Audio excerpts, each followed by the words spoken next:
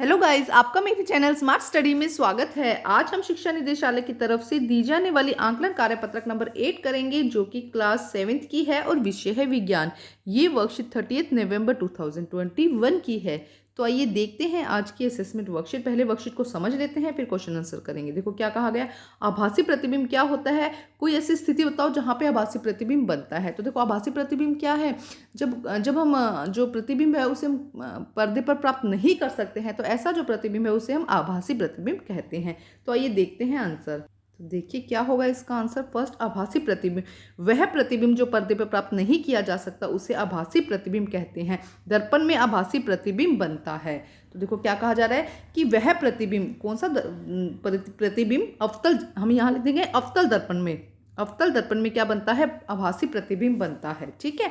अब देखो सेकंड क्या कहा गया है, रिक्त स्थानों की पूर्ति करो। तो क्या होगा, अवतल दर्पण और लेंस दोनों ही यहाँ पे लिख दीजिएगा। अवतल दर्पण या लेंस द्वारा बनाया गया प्रतिबिंब पर्दे पर प्राप्त नहीं किया जा सकता। अब सेकंड में क्या लिखेंगे, यदि प्रतिबिंब सदैव आभासी और साइज में छोटा होता है तो वह किसी उत्तल दर्पण या लेंस द्वारा बनाया जाता है। ठीक है, ये बात यहाँ पर ध्यान से रखेंगे आप। दोनों ही बातें लिख देंगे कि अवतल दर्पण और लेंस द्वारा बनाया गया प्रतिबिंब पर्दे पर प्राप्त नहीं किया जा सकता। यदि प्रतिबिंब सदैव आभासी और साइज में छोटा होता है तो वह उत्तल दर्पण या लेंस द्वारा बनाया होगा। अब देखते हैं नेक्स्ट। देखिए क्या कहा गया है नेक्स्ट।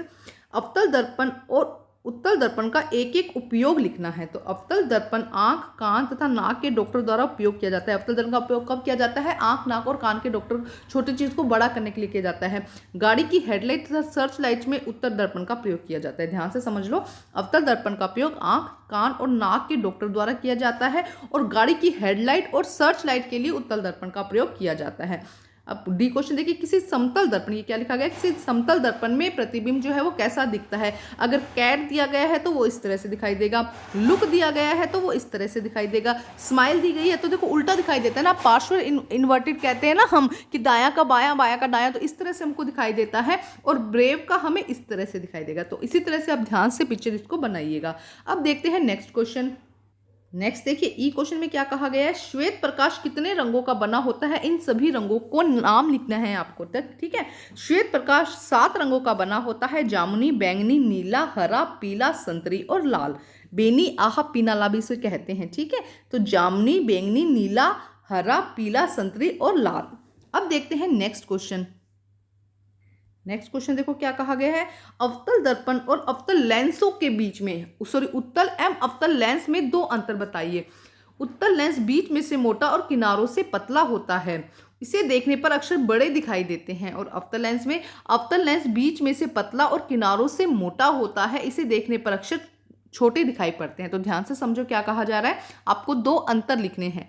नेक्स्ट देखो क्या कहा गया है, समतल दर्पण द्वारा बनने वाले प्रतिबिंब के अभिलक्षण लिखो। समतल दर्पण पर किस तरह का प्रतिबिंब बनता है उसके बारे में आपको यहाँ पर लिखना है।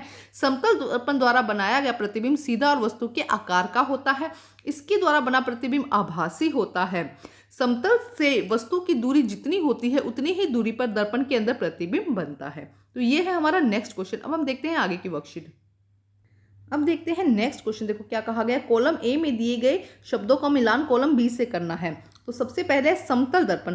तो समतल दर्पण में प्रतिबिंब सीधा और बिंब के साइज के आकार का बनता है, तो ये हो जाएगा फर्स्ट का आंसर। सेकंड देखो, उत्तल दर्पण अधिक क्षेत्र के दृश्य का प्रतिबिंब बना सकता है, तो ये हो जाएगा बी का आंसर। नेक्स्ट देखो, उत्तल लेंस आवर्धक लेंस की भांति इसका प्रयोग किया जाता है, तो ये हो जाएगा सी का आंसर। अवतल दर्पण दंत चिकित्सा दांतों का आवर्धित प्रतिबिंब देखने के लिए इसका प्रयोग किया जाता है, तो ये हो जाएगा डी का आंसर।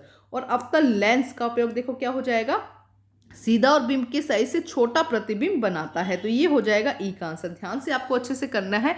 तो ये थी हमारी आज की असेसमेंट वर्कशीट। वर्कशीट को कंप्लीट करके अपने टीचर से जरूर चेक करवाइए और प्लीज मेरे चैनल को लाइक कीजिए, सब्सक्राइब कीजिए और शेयर कीजिए। Thank you guys.